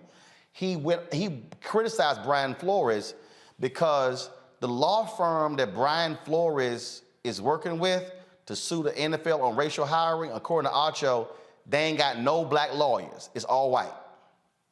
Now, we've been trying to get Brian Flores on this show to discuss his lawsuit because he's only done interviews with mainstream media. My producer, Carol, was emailing them. It was kind of like, no. Then finally, I emailed saying, we got a problem if you've only been talking to mainstream media. If you're going to talk about suing the NFL because racial discrimination, y'all might want to talk to some black-owned media. And then it was kind of like, we Mr. Martin, we understand, but we're just sort of inundated with requests and stuff along those lines. I'm like, okay, I got that, but you can still schedule. You don't only just talk to NBC, ABC, and CBS. And so I'm going to send that law firm an email to see if what Acho said is correct. But even in that case, that law firm should be called out. You can't be suing the NFL for racial discrimination if you're an all-white law firm as well. See, we got to be willing to challenge people in every area. And so if people say organize a boycott against the NFL and its advertisers and its sponsors as a result of its racially discriminatory practices, it has to be organized, Robert. It can't just be whatever.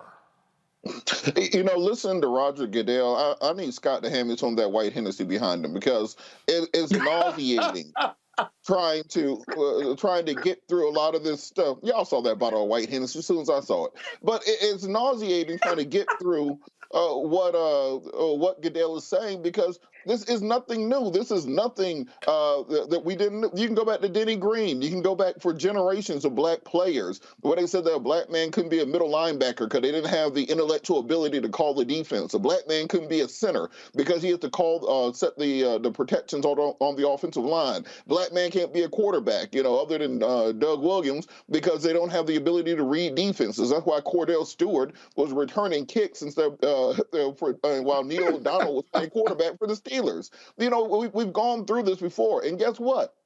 You start letting black people play middle linebacker, they're pretty good at it. You let black people start playing center, they're pretty good at it. You let black people start playing quarterback, they're pretty good at it. So how about we just start giving people opportunities instead of all this lip service that the NFL is doing? Because at the end of the day, it is still the same good old boys club, the same old white men, almost unanimously, that control the wealth, and they want to make sure they keep this control within the family. You can go out there and run around and hit your head all you want, but when it comes to running things and being in the room with the money and owning a team, then that absolutely is not going to happen unless you start having the type of litigation that Flores started. It's not a perfect lawsuit that they filed. There are errors in it. There are things that they could improve in, but this shouldn't stop other coaches or other individuals who have been aggrieved from coming out and filing the types of class action lawsuits that will get their attention. The same thing that we saw with the tobacco industry, the same thing we saw with many other industries that would not change until they are sued. You get $1 billion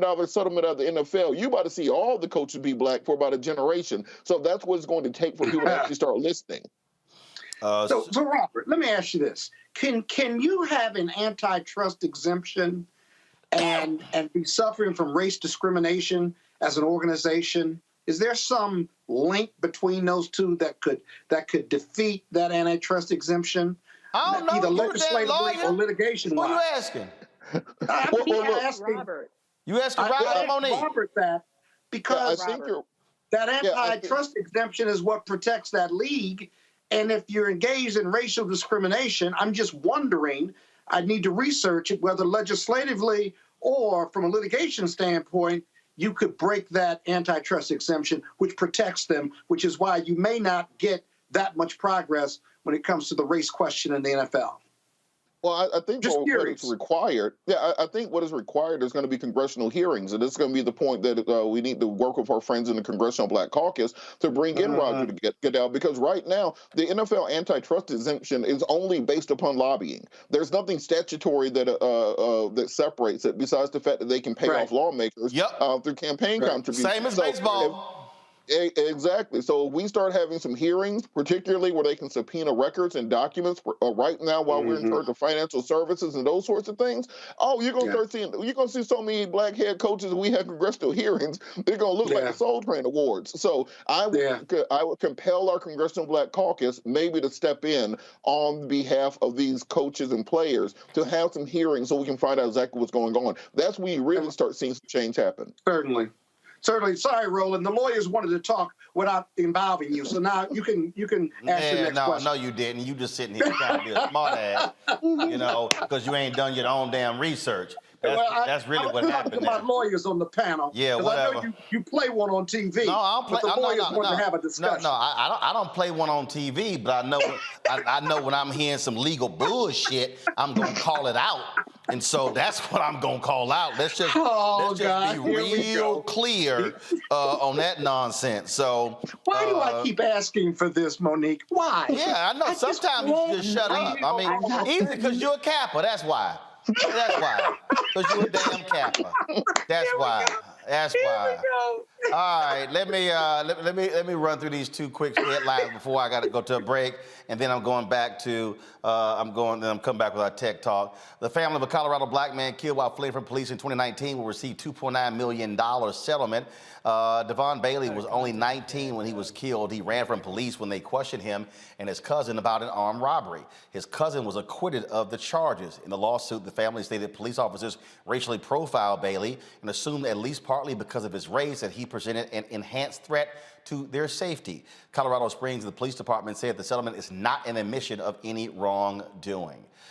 Folks, the state of Minnesota has agreed to pay $825,000 to several journalists who say they were mistreated while covering the 2020 protests after the George Floyd death. Tuesday, the American Civil Liberties Union of Minnesota and the state's Department of Public Safety announced the settlement. It prohibits the Minnesota State Patrol from attacking journalists, arresting or threatening to arrest them, ordering them to disperse, seizing their equipment, and more.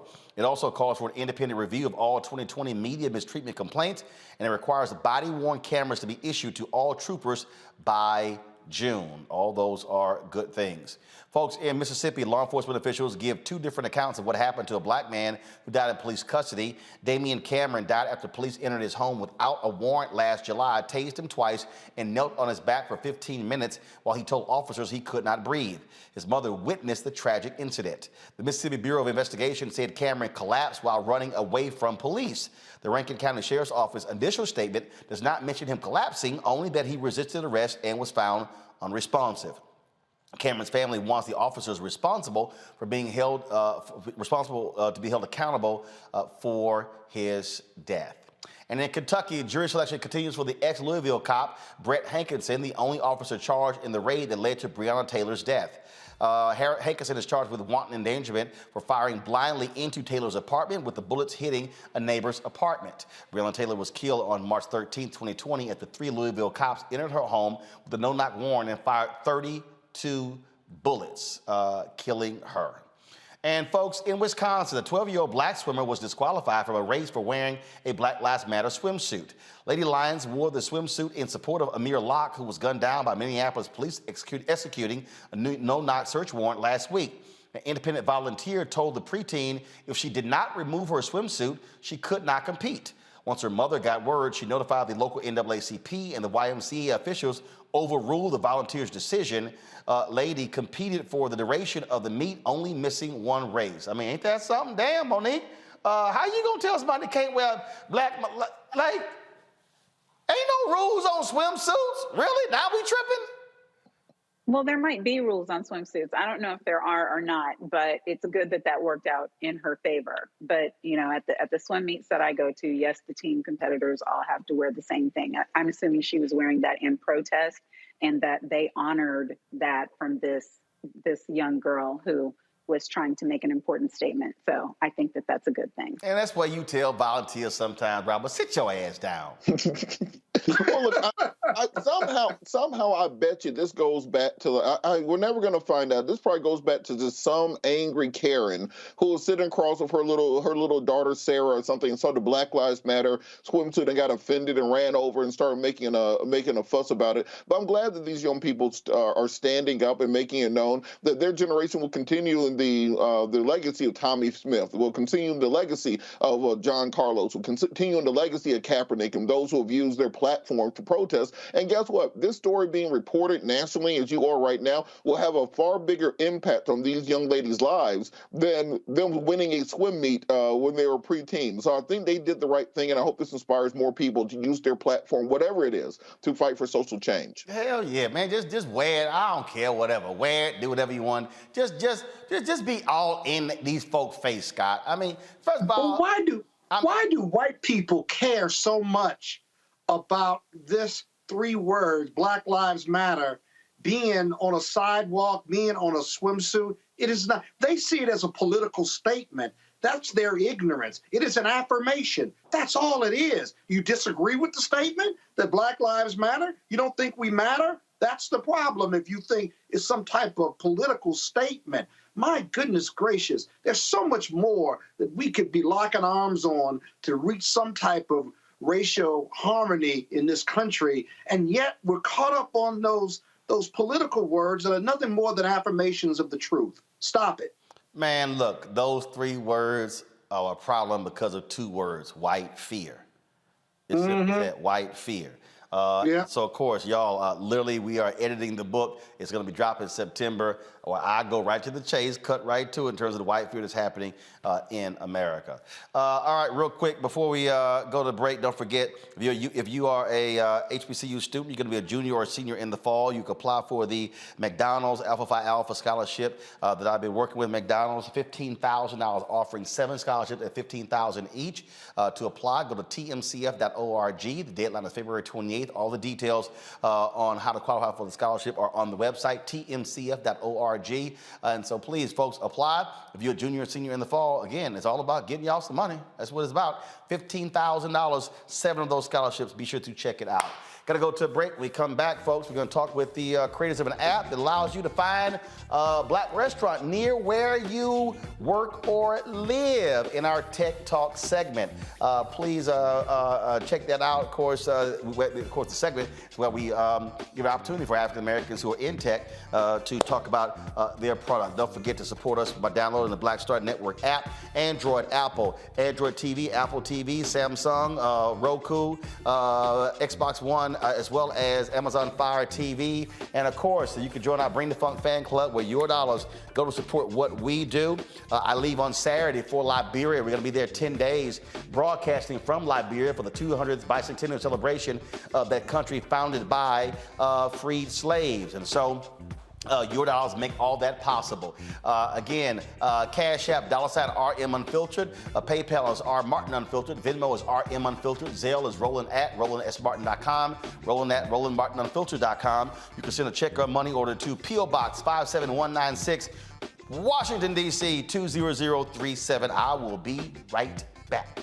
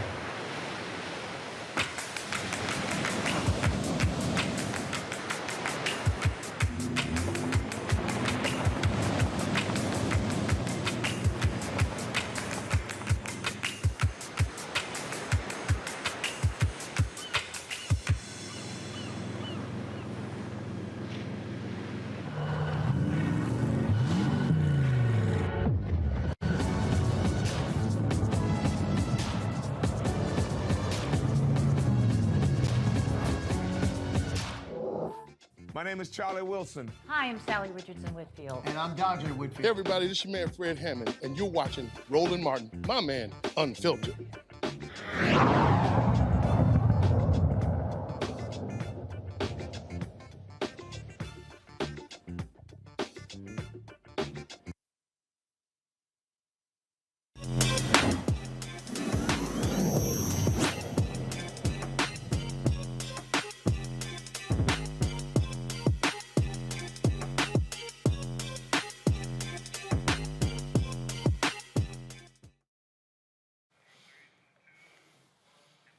All right, folks, EatOkra is here to solve an issue that you have. It is an app that connects consumers to black-owned restaurants in their area. Joining us now, co-founders of EatOkra, Anthony and Janique Edwards from Brooklyn, New York. Hey, how y'all doing?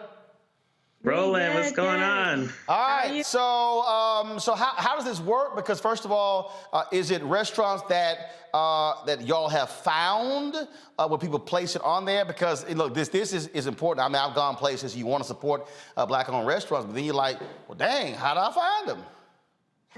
Yeah, that's the question, right? Yeah, the community really is supporting us in this app. For the first 4 years of development, Janique and I, handpicked every restaurant, about 3,000 before the app really caught on and the community started submitting another 8,000. Wow, so you have on your app a total of 8,000 black-owned restaurants?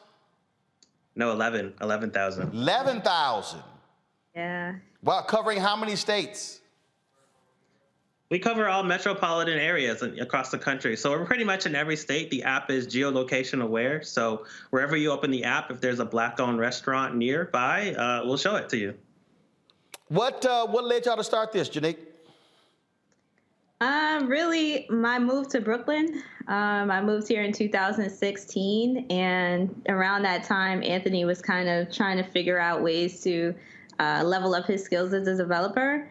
And we wanted to support, Black-owned businesses in the area, but we were having, a difficult time locating them online. So I kind of made the suggestion to him that he build the app, and here we are now. All right, cool. Questions from my panel. First up, Monique. Well, first, a comment. I hope everybody heard what you said when you said that you spent 4 years building on your own, doing 3,000 names on your own before it took off. I just think that should be encouragement to anybody who's out there building anything, whether it's in tech or not, that you really need to stick to it. And then what I was wondering is there a rating system? Like when I go show up someplace in the middle of nowhere and want to find out the best soul food, is it going to tell me that? Yeah, I think it's important. The first part you said that, it's important that people see Janique and I in the world, especially the younger generation, and understand, sometimes everybody's path is different. Our path was really just about building the app ourselves until we were able to, turn it into a real profitable business for us. But yeah, the app has 100% organic ratings, so people will give honest reviews, honest feedback, and there's a star rating system as well. Robert. So 2 questions. One, I love the name. I wanted you to talk a little bit about how you picked that name and how okra is crucial to African and African-American culinary history. And then follow-up question, will there be anything on there that can let us know what these folks are out of? Like if I'm going to a fish spot and they ain't got no fish, is there like an alert on there that can tell me? No, we we don't have a "we're out of catfish" button yet, but that's a dumbass question. How you sit here? You know they need it. Man, the app not trying to break down inventory. You gotta have the button. I'm tired of getting there. Ain't no red velvet cake when I get there. Just tell me what. Robert, the whole damn point of the app is to show you the restaurant. You got to do some damn work, like pick the phone up and call. Yeah. Look, yeah, I'm just saying, I need a little flag to let me know. That's all. Scott, let me get my question in. So I'm on the app. It's actually very easy to navigate, but it has more than just soul food. It has African cuisine and Caribbean cuisine as well, and vegetarian. That's really awesome. Scott, hey, Scott, Yeah. Scott. Yeah. Did your ass miss something? Did you hear me open up this thing by saying they list soul food restaurants? No. What did I say? The damn app lists Black-owned restaurants. So yes, Scott, I ain't done. So yes, Scott, it's Black-owned. So if it's vegan, if it's a juice bar, if they do smoothies, if it's soul food, Caribbean food, it's Black-owned. Which part of Black-owned your ass missed? You know what? I'm about tired of you correcting me. And I asked my question. I've had it up to here, and I mean up to here. Okay. Now, first of all, you been up to here is at my knee level, so it don't matter. No, it isn't. I've grown since you've seen me. It's COVID. Now let me just say this: what I like about the app, to your guests, is it also has Black-owned products. Can you talk about the diversity in the app? And forgive Roland, he's having one of his days. Don't worry. Yeah, so I wanted to quickly just answer the question about okra and the name. So okra is a seed that was brought over from West Africa to the Americas during the transatlantic slave trade. And so my family's from South Carolina. Anthony's family is from Louisiana and Alabama. And so the name is really just a nod to our family and the role that food has played in our lives. So yeah, that's the name. With regard to the marketplace. The products, the marketplace. Mm-hmm. Yeah, so that was just our way of supporting the community in a different way. There are a lot of amazing Black food product makers out there. And we kind of wanted the ability to support them as well. And so that's why we added the marketplace feature, which we plan to expand at the end of the year as well. Roland, they got African peanut sauce. You can put that in your roux next time you cook. Look, hey, Scott, fun fact, the West African word for okra is actually kiangumbo, meaning, so the name gumbo actually comes from the West African word for okra. Fun fact, there's useless information you did not need. But I don't like okra. Do you like okra? I've never grown a taste for okra. Looking chef. It's traditional. You got to Did nobody ask your ass what you like okra or not? The app is called EatOkra. We ain't having no conversation about whether you like okra or not. That's also one of the reasons why we named it that also though, because it always gets a very strong reaction. Right. So It does, yes, absolutely. People have literally not downloaded the app because they hate okra that much. They completely hate okra, and it's a very visceral reaction, and they just won't have it, and they won't touch it. Ooh, okra. But congratulations. And tomato gravy. I am so hungry. That's right. Are y'all done? Yes. One of my favorites. Okay, y'all done. Whatever. Okay. So Anthony and Janique. So again, if people want to submit, so you have user submissions now. Do you then go back and verify? How do y'all verify they Black owned? Yeah, we have a whole separate team that does that work. We call restaurants, we speak to the owners, speak to staff, and we do our due diligence to make sure they're Black owned.